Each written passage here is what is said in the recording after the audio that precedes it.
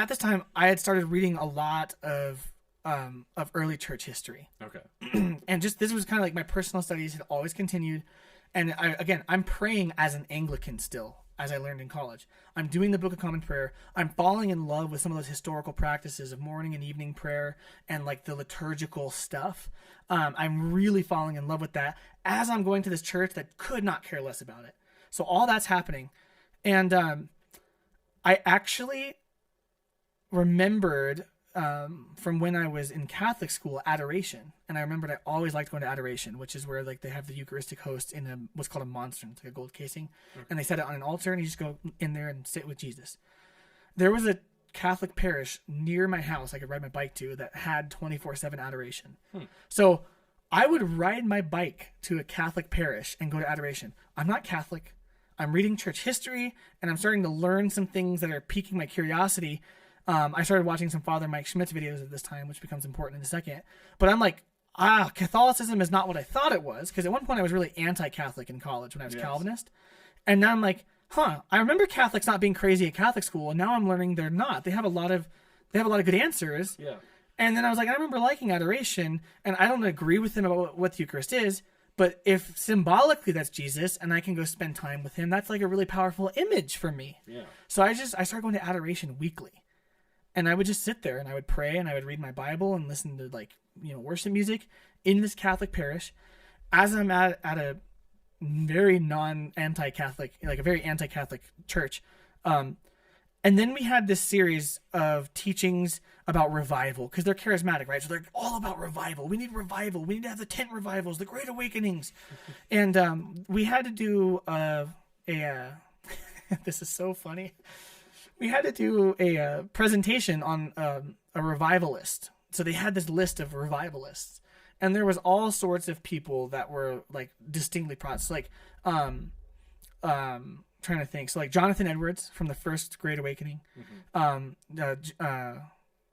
Wesley from the Second Great Awakening. They had this guy called Smith Wigglesworth, who was like an 1800s preacher, who literally was like, he would go around and be like, God needs to heal you, and he'd smack people, and apparently they'd get healed. I don't really believe the testimonies anymore. At one point, a baby died, and he like punched the baby, and it came back to life, apparently. So this is on the list, right? And then at one point in the list, they have Francis of Assisi, right? So further down the list, they have all these people that I know, and I know they're all like evangelical, and then at some point like just blatantly charismatic. And then they have Francis of Assisi, who I knew as Saint Francis of Assisi, a Catholic guy from the 12th century that literally started a monastic order and revived not just like mere Christianity, but like Catholicism in general, like very Catholic dude. So I was like, let me research him. That'd be really interesting. And I kind of had an agenda. I picked the Catholic guy because I was like, these people need to know that there's more to this than like this very narrow view that they're getting from from this school. And if they're going to know this and go teach disciples, they need to know that there's all sorts of people that are Christian that have these beautiful stories. And it'd be really cool to show them a Catholic who had this amazing testimony that's kind of challenging to us. So I read the Little Flowers of St. Francis of Assisi, which is the traditional account of his life, and I put together a presentation. And so everyone gives their presentations, and they're all typical, like, this person just heard the call of the Lord, and they planted their church, and then it did this, and that's why we should follow. So then my slide comes up, and it's like this old bookish-looking slide that says St. Francis of Assisi, with like a traditional icon of him with his shaved head and stuff, and like there's animals around him. And I did a very Catholic presentation on a Catholic guy. I talked about the founding of his order, the papal tonsure of his order, which basically gave it like legitimacy in the eyes of Catholics. I talked about how he bore the stigmata. At the end of his life, he literally bore the wounds of Jesus physically on his body. He saw like saints and people touched him and he like all sorts of crazy stuff that happened to this guy. And I never at once was like, this is why we need to be Catholic. I'm Catholic now. By the way, praying to saints is great, and we should all go talk to Mary. I was just like giving this guy a story. And I gave the key takeaway points. Like, we need to embrace humility. We need to embrace restoration of, what God intends in his church. And we need to embrace, honestly, like radical obedience, because he walked around with like one tunic and he didn't own anything. He talked to wolves and preached the gospel to animals. Like, this guy was awesome. At the end of it, a hand shoots up. this girl in the class was like, why do Catholics pray to saints?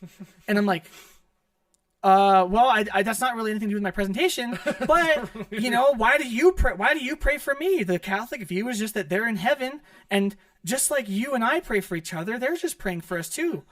And so that was kind of how that discussion happened. And then the guy leading the school, Gina's coughing because what happened? Because you just in general. Okay, technical difficulties from our camera operator.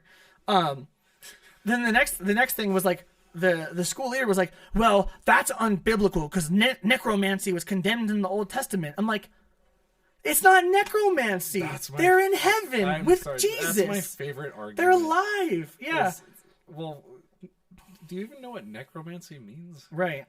It means to conjure the dead. Not. Yeah, it's not like Catholics are like, oh, where's my Ouija board this evening? I need to worship Mary. It was insane. Well, so here I am. Cemetery and dug up my grandma. Here I am in a Protestant church that I thought I was going to be a pastor in. And so I had joined this discipleship school, and people spoke these words over me, like, you're going to have a big ministry, you're going to have impact, like God's going to lead you to deeper conversion and stuff. And by the way, they were teaching us on spiritual authority, how you have to submit to the authority God puts over you, ironic, right? And then I find myself defending Catholic doctrine that I don't believe to very anti-Catholic people who are attacking me as if I'm Catholic. Mm-hmm. And I was like, huh. I was going to adoration at a Catholic church. So there's that too. And I'm like, I would so much rather be in adoration right now than in this place. And I think in the back of my mind, I kind of knew where I was going. I was reading things that were interesting. I was experiencing Jesus in adoration, and I kind of knew, but I was like, no, I'm not going to be Catholic. I have so many problems with it still, but here I am defending them. Mm-hmm. I think they're better Christians than some of these people. The story gets worse because the next time that I met with the guy wanted to meet with me afterwards, basically, the guy that ran the school. And he literally, like, it was just him and I. There was no other. You should run this school, not me. Yeah, right. There was no other person there. So just like side note, if you're running a church, a good rule of thumb for to have a third person there if you're going to talk to someone about something you disagree with them about. It's just a good rule of thumb. He specifically, that was a bylaw of this church, I believe. Don't quote me on that because I don't remember, I guess, the bylaws to a degree that I could hold it up in court. But I'm pretty sure most times we had like a meeting to like confront someone. There were, mm-hmm. Two people. Bible? 2 or 3 witnesses. Right. Establish everything with 2 or 3 witnesses. Huh. So he specifically does not bring anyone else. And in this room is like, I think there's dangerous views, these things about Catholics. And I was like, how? Like in the Bible it says this. And I was like, again, defending the views. He went, well, I think that you understand Catholicism better than I do. And you could have a really good ministry to Catholics someday, but they're not Christians. I'm like, what do you mean have a ministry to convert them? They are Christians. You don't think they're Christians? And then I was biblically walking through how I was at the time believing that Catholics were Christians and we were Christians and we're all in the same boat. And then he was like, I know you're smarter than me, but I just think you're wrong and it's really dangerous. And he was literally attacking me. And like, I'm not trying to be facetious. He was yelling at me and he was blood red, like attacking me just for thinking that Catholics were Christians and trying to defend some of their ideas. And I in submission to the authority of the school, I did not like yell at him. I just kind of sat there and I took at it. I'm like, well, I disagree with you and I'm sorry you feel that way. And I just kind of walked out.